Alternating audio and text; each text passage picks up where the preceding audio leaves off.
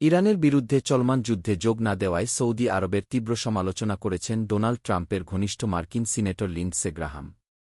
গত সোমবার তিনি হুঁশিয়ারি দিয়ে বলেন, রিয়াদসহ পার্শ্ব উপসাগরীয় দেশগুলো যদি যুক্তরাষ্ট্র ও ইসরায়েলের এই অভিযানে শরিক না হয়, তবে তাদের এর পরিণাম ভোগ করতে হবে। সামাজিক যোগাযোগমাধ্যম এক্সে, সাবেক টুইটার।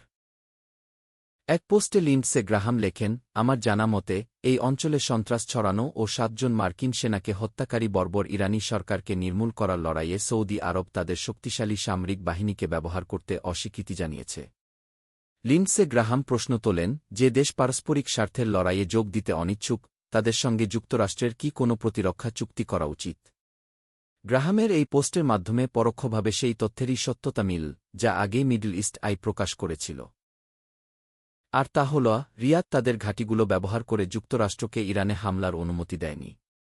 মার্কিন সেন্ট্রাল কমান্ড সেন্টকম সোমবার জানিয়েছে, 1 মার্চ সৌদি আরবে মার্কিন ঘাঁটিতে ইরানি হামলায় আহত আরও এক মার্কিন সেনা মারা গেছেন।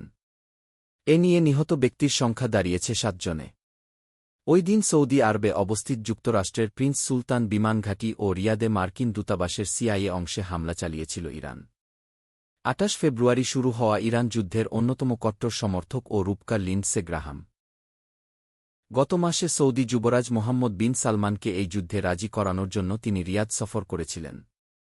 ওয়াল স্ট্রিট জার্নালকে দেওয়া এক সাক্ষাৎকারে গ্রাহাম নিজেই তার সফরের উদ্দেশ্য নিশ্চিত করেন।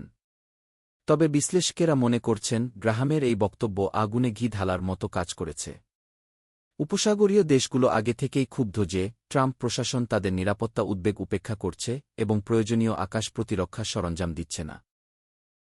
সংযুক্ত আরব আমিরাতের জাতিসংঘ প্রতিনিধি জামাল আল মুশারফ জেনেভায় সাংবাদিকদের বলেন, আমরা বারবার আলোচনা ও উত্তেজনা কমানোর আহ্বান জানিয়েছি। আমরা স্পষ্টভাবে জানিয়ে দিয়েছি, আমাদের ভূখণ্ড ব্যবহার করে ইরানে কোনো হামলা চালানো যাবে না। তা সত্ত্বেও আমাদের লক্ষ্যবস্তু করা হচ্ছে, যা অত্যন্ত অনভিপ্রেত।